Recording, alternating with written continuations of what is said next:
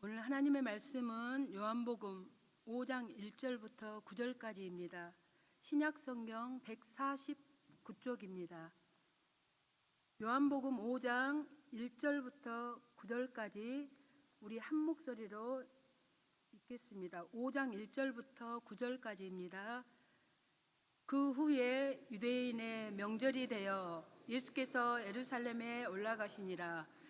예루살렘에 있는 양문 곁에 히브리 말로 베데스다라 하는 못이 있는데 거기 행각 5이 있고 그 안에 많은 병자, 맹인, 다리 저는 사람, 혈기 마른 사람들이 누워 물의 움직임을 기다리니 이는 천사가 가끔 못에 내려와 물을 움직이게 하는데 움직인 후에 먼저 들어가는 자는 어떤 병에 걸렸든지 낫게 되미러라. 거기 38배 된 병자가 있더라. 예수께서 그 누운 것을 보시고 병이 벌써 오래된 줄 아시고 이르시되 내가 낫고자 하느냐. 병자가 대답하되 주여, 물이 움직일 때 나를 못에 넣어주는 사람이 없어 내가 가는 동안에 다른 사람이 먼저 내려가나이다. 예수께서 이르시되 일어나 내 자리를 들고 걸어가라 하시니 그 사람이 곧 나아서 자리를 들고 걸어가니라. 아멘. 이날은 안식일이니 아멘. 기도하겠습니다. 살아계신 하나님 아버지, 감사드립니다.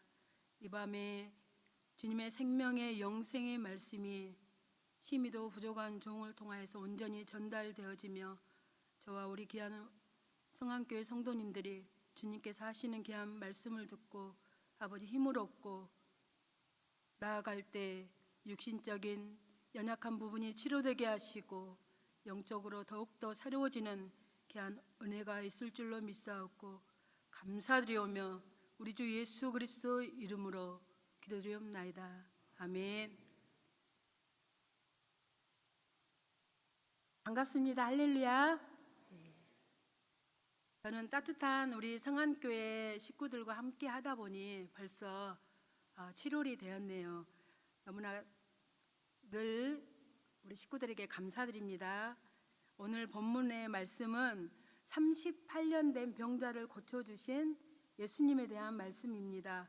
이 시간 하나님께서 말씀을 통해 큰 은혜 주시기를 간절히 원합니다. 먼저 말씀의 배경이 되는 것은 다 아시는 것처럼 베데스다 연못입니다. 성경에 베데스다 연못의 행각이 5개나 있었다는 것을 통해 볼 때 베데스다 연못의 규모가 꽤 컸다는 것을 짐작할 수 있습니다. 이 베데스다 연못은 예루살렘 성전으로 올라가는 길목, 양이 드나드는 문 곁에 위치해 있어서 주로 예루살렘 성전에 제사를 드리러 가지고 온 제물을 싣는 용도로 사용되었습니다. 그 당시 물이 귀했기 때문에 예루살렘에서 필요한 물을 공급하기 위해 계곡의 물과 빗물을 받아 사용하는 저수지가 바로 베데스다 연못이었던 것입니다. 우리가 다 아는 것처럼 베데스다 이름의 뜻은 자비의 집입니다. 이름의 뜻처럼 베데스다 연못에는 하나님의 자비가 내리기를 소망하는 사람들이, 많은 병자들이 가득 모여 있었습니다. 5개나 행각이 있었던 것처럼 많은 병자들이 모여 있었어요. 그 모여 있었던 이유는 그 연못에 대대로 내려오는, 다 아시죠? 전설 때문이었습니다. 그 전설은 본문 4절에서 우리가 말씀을 읽었던 것처럼 천사가 가끔 못에 내려와 물을 움직이게 하는데 물이 움직인 후에 먼저 들어가는 사람은 어떤 병에 걸렸든지 낫게 된다는 전설이었습니다. 그래서 그곳에는 불치병으로 고생하는 많은 병자들이 있었고요. 말씀에도 나왔다시피 소경, 안진병이, 혈기 마른 자, 오늘날로 보면 중풍병을 앓고 있는 사람, 당시의 의술로는 치료할 수 없는 질병을 가진 병자들이 베데스다 연못에 수없이 모여들었다고 성경은 기록하고 있는 것입니다. 그곳에 오게 된 사람들의 마음은 어땠을까요? 절박한 심정이지 않았을까요? 세상의 방법을 의술을 통해서 낫고자 노력했지만 치료되지 못해서 그 전설, 떠도는 소문을 듣고 마지막이 될지도 모른다는 생각을 가지고 베데스다 연못에 왔을 것입니다. 우리나라 속담에도 제가 그냥 평소에 그냥 가볍게 쓰는 말인데 보니까 굉장히 의미가 있더라고요. 물에 빠진 사람은 지푸라기 하나, 지푸라기가 얼마나 가늘고 지푸라기라도 잡는다라는 말이 있는 것처럼 그들은 자신의 병을 고침받고자 하는 한 줌의 지푸라기를 붙잡는 심정으로 절박함으로 베데스다 연못에 모여들었습니다.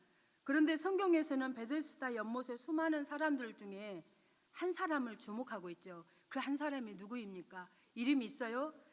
이름이 없는 38회 된 병자라고 성경에 나와 있잖아요. 38회 된 병자라고 기록된 사람이에요. 그래서 그는 38년 동안 3년도 아니고 5년도 아니고 38년, 우리는 얼마나 주님께 기도하고 마음이 다급합니까? 일주일도 못 기다려요. 곧 응답을 받아야 돼요. 그렇게 조급함이 있어요.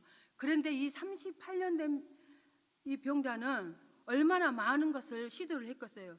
그런데 치료하지 못하고 지금까지 있었던 것입니다. 그래서 7절의 말씀을 보면은 병자가 대답하되 주여 물이 움직일 때 나를 못에 넣어주는 사람이 없어 내가 가는 동안에 다른 사람이 먼저 내려갑니다 라고 말하고 있습니다. 그의 대답을 통해 알 수 있는 것은 그는 다른 사람의 도움 없이는 스스로 움직일 수가 없는 사람이었습니다. 게다가 더욱더 불행한 것은 그런 그를 연못에 넣어줄 친구도 이웃도 없다는 사실입니다. 스스로 움직이지 못하는 그가 도와줄 친구도 없이 가파른 계단에 누워있는 그 심정, 이따 영상 보시겠지만 가파른 곳이거든요. 말로 다 할 수 없는 세월을 보냈을 것입니다. 그렇지만 그는 오랜 시간 포기하지 않고 어쩌겠어요. 고침을 받아야죠. 포기하지 않고 그 자리 가운데 누워 있었습니다. 고침받고자 하는 간절한 마음으로 말입니다. 그런데 그곳 베데스다 연못을 누가 지나가셔요? 예수님께서 지나가시게 됩니다. 예수님은 유대인의 명절이 되어서 예루살렘으로 올라가시면서 그곳을 지나가셨어요. 성전 북쪽에 있는 베데스다 연못을 지나치지 않으시고 그곳을 찾아가셨습니다.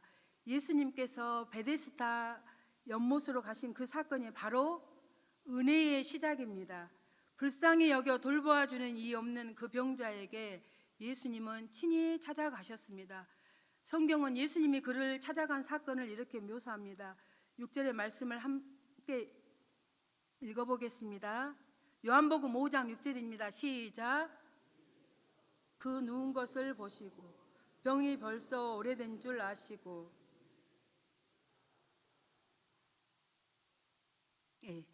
내가 낫고자 하느냐. 저는 이 말씀을 보면서 세 가지 동사가 눈에 들어왔습니다. 뭐예요?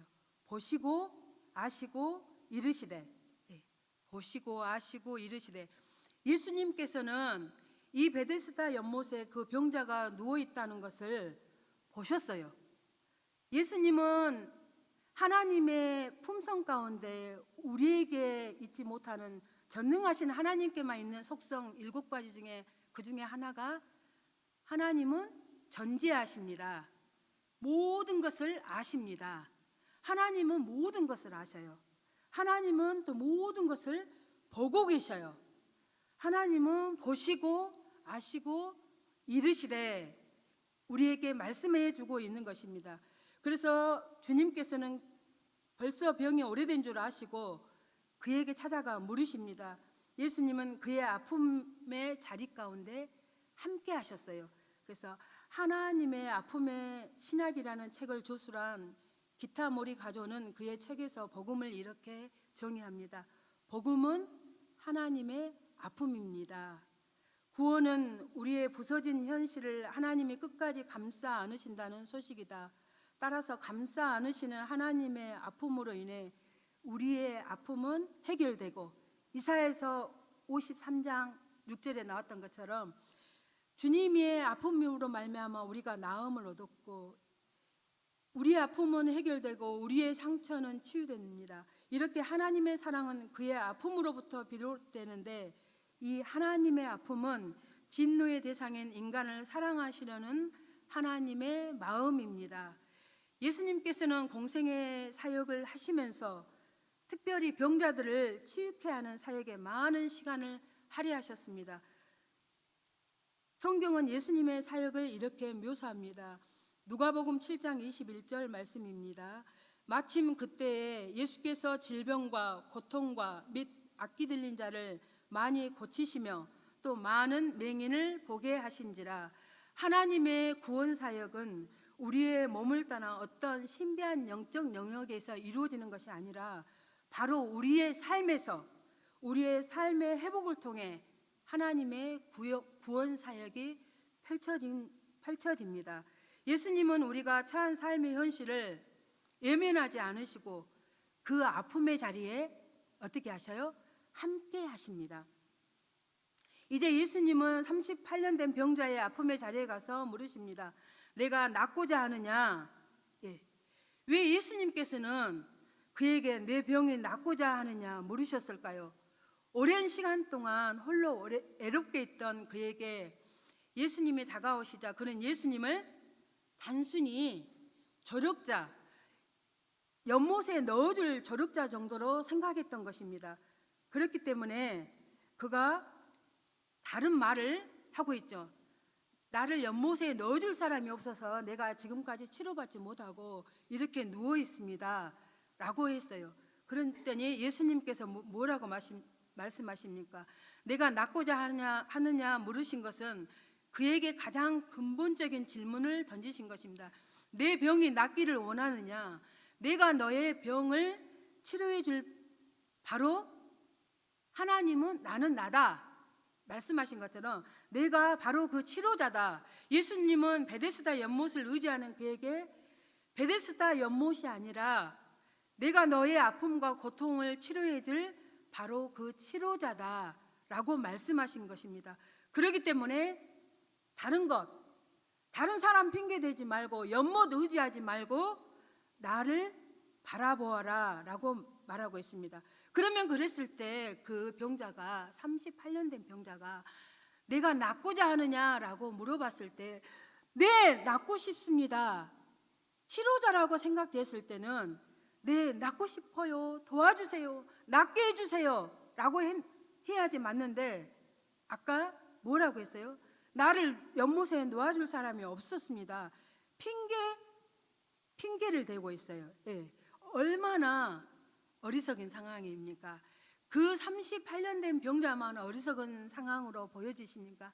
저는 그걸 보면서 많은 것들을 생각해 볼 수가 있어요. 어떤 것을?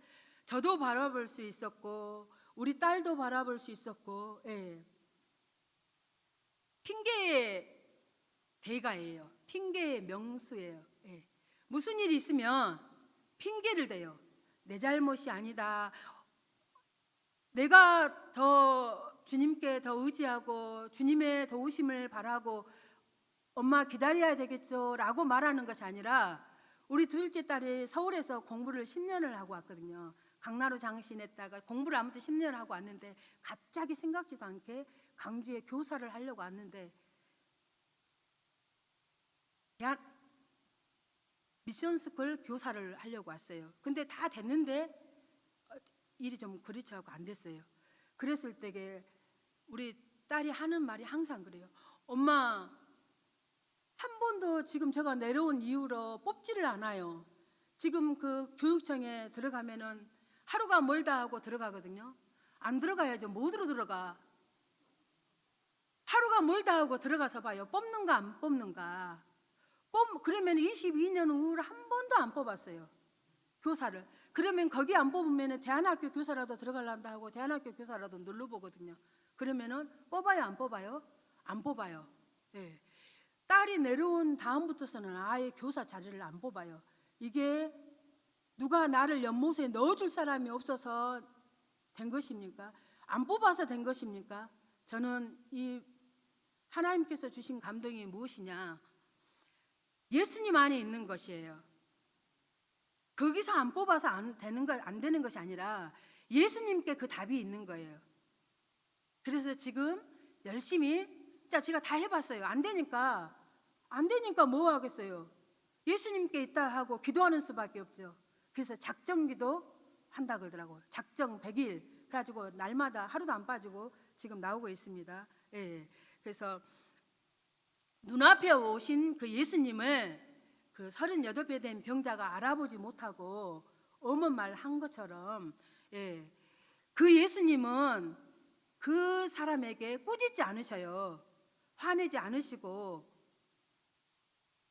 이따가 영상 보시면 은혜가 되겠지만 볼에다가 입맞춤까지 하시면서 꾸짖지 않으시고 긍휼히 여기시는 그런 마음으로 예수님은 말씀하셔요. 일어나 내 자리를 들고 걸어가라. 너는 물이 움직일 때 너를 연못에 넣어줄 사람은 없어서 병이 낫지 못했다고 나한테 이야기하지만 내가 너를 고쳐줄 것이다. 내가 너를 일으켜줄 것이다. 예수님께서 고쳐주실 것이다. 너의 아픔의 자리를 들고 걸어가라 라고 말씀하셔요. 이처럼 믿음은 일어나 걸어가는 것입니다. 침체된 삶의 자리에서 예수님의 말씀을 믿고 의지함으로 일어나 소명의 자리로 나아가는 것입니다. 아멘이시죠? 네. 우리가 믿음이 있다면 일어나야 돼요. 너무나 복잡한 상황이고 어지러운 상황이지만 이거 보지 마시고 누구를 바라봐야 돼요? 예수님을 바라보고 일어나 걸어가야 돼요. 어디 자리로요? 돈 벌러 걸어가는 것이 아니라 소명의 자리로, 믿음의 자리로. 물론 돈도 중요하죠. 돈도 벌어야 되겠잖아요. 근데 전번에 누가 그러시더라고요. 돈을 벌지 아니하면 우리 집에 생계가 안 된다라고 하면 벌러 가십시오. 그 외에는 기도를 더 많이 하십시오. 기도하고 말씀 암송하고 말씀 읽고 하는 일에 전심전력하십시오 라고 하더라고요. 예. 무엇이 그를 걷게 했습니까? 가끔 천사가 내려와 병을 고쳐준다는 베데스다 연못입니까? 아니죠. 예. 오직 예수님께서 예수님의 시선이 그 병자를 향해서 나아갔을 때 말씀으로 일어나 걷게 되었습니다. 예. 그리고 더 이 말씀을 보면서 또 더 한 가지 또 우리가 더 위로받고 할 수 있는 것은, 예, 우리가 예수님께 나아가는 것이 아니라 예수님이 먼저 그를 보셨고 그의 아픔을 아셨고 긍휼히 여기는 마음으로 그를 찾아와 만나 주셨습니다. 그의 아픔과 상처가 해결된 까닭은 바로 예수 그리스도로 인함이었습니다. 오직 예수님으로 말미암음입니다. 이 말씀을 보면서 늘 우리들의 적용하고 결단해야 될 것들이 또 마음에 새겨집니다. 어떤 철학자가 인생은 고통이다 말한 것처럼 우리의 삶 속에는 어째요? 남들이 알지 못하는 말 못할 고민과 알지 못하는 말 못할 고민과 아픔이 많이 있잖아요. 예. 때로는 그 아픔이 아주 오래돼 가지고 무뎌져 버렸어요. 그래가지고 이제 포기를 해버리고 소망이 끊긴 절망의 자리로 나아가 버려요. 이대로 그럭저럭 살지 뭐 인생 뭐 별거 있냐? 그대로 그냥 그럭저럭 살아가지 라고 하면서 살아가는 우리들의 모습이 아닌가라고 생각되어지면서요, 우스갯소리가 또 있어요. 각 가정에 냄비 뚜껑을 열어봤을 때 어째요? 냄비 뚜껑을 열어보니까 그 냄비가 각 가정마다 펄펄 끓고 있더래요. 이 말은 무슨 말이에요? 각 가정마다 문제 없는 가정이 없다 소리예요. 우리 가정만 그런 게 아니라 남의 가정도 펄펄 끓고 있어요.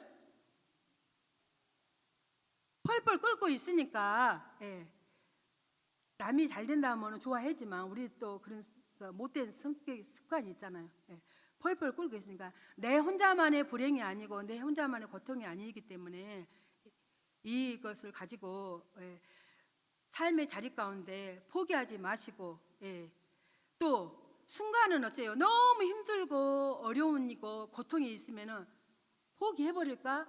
라고 생각하게 되어지지만 포기할 수 없는 것이잖아요. 어떻게 자식을 포기할 수가 있겠습니까? 포기할 수 없기 때문에, 어디에도 답이 없기 때문에, 주님만이 답이기 때문에 금식할 수밖에 없어요. 답이 없기 때문에. 저는 밥을 한 끼도 못 굶어요. 등치를 봐보세요. 설거지를 안 하고 와도 저는 밥은 먹고 와요. 스타일이. 저는 설거지를 안 해도 밥은 먹고 와요. 밥은 해가지고 먹고 와요. 근데 매달 자녀를 위해서 부모가 해줄 게 뭐가 있냐. 매달 3일씩 금식하자. 매달 월초에 1, 2, 3일 금식하자. 금식하며 하나님의 은혜를 구하고, 전번에 왔던 목사님 그러셨잖아요. 하나님께 은혜와 불쌍히 여기는 마음을 받기 위해서 1층부터 10층까지 걸어갔다 그랬잖아요. 전단지 붙이고, 전도 전단지 붙이고, 하나님께서 은혜를 불쌍히 여기는 마음이 있겠다 싶어서 10층까지 걸어갔다. 저도 하나님께서 불쌍히 여기는 마음, 또 그 금식을 통해서 흉악한 결박이 풀어지는 것을 알기 때문에, 답이었기 때문에 하나님의 은혜를 구하며 자비를 구하며 하나님의 때를 기다리며, 자녀가 문제가 아니라 나의 문제구나, 나를 훈련시키시구나. 그래서 저도 금식하면서 학교 안 갈 때는, 방학할 때는 하목 기도실에 가서 부르짖어 기도해야 되겠구나 라고 부르짖어 기도실에 가서 하목은 가요. 근데 그 길을 갔다 가면은 우리 딸 피아노 학원에 가서 피아노 연습을 못 하니까 갈등이 생기더라고요. 피아노 연습을 더 하고 기도를 안 해볼까? 그러면 언제 피아노 연습은 언제 해갖고 언제 피아노를 뛰냐? 근데 아니다. 기도를 하면서 하나님께 더 큰 은사를 주시라고 팍팍 돌아가게끔.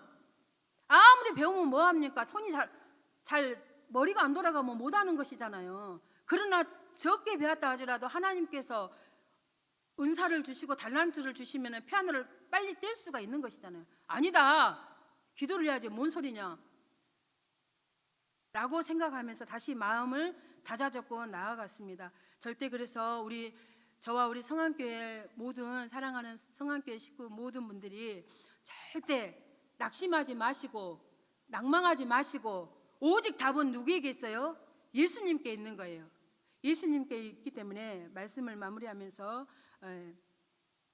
예수님은 우리의 모든 모습을 보시고 아시고 우리 아픔을 아신단 말이에요.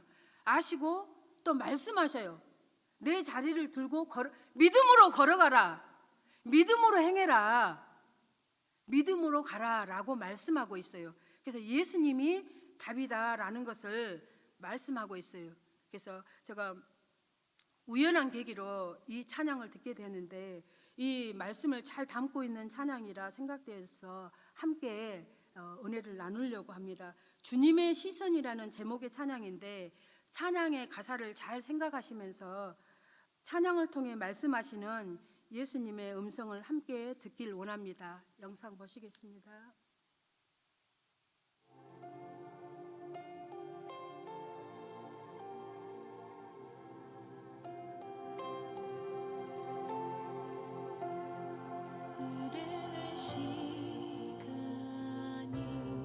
한숨만 남기고 반복된 실패 속 지쳐갈 때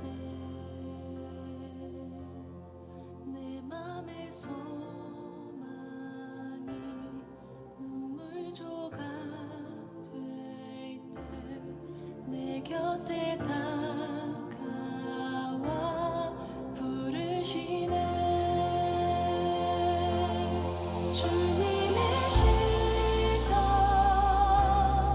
나를 비추시고 상처난 내 맘 만지시네. 말씀하시고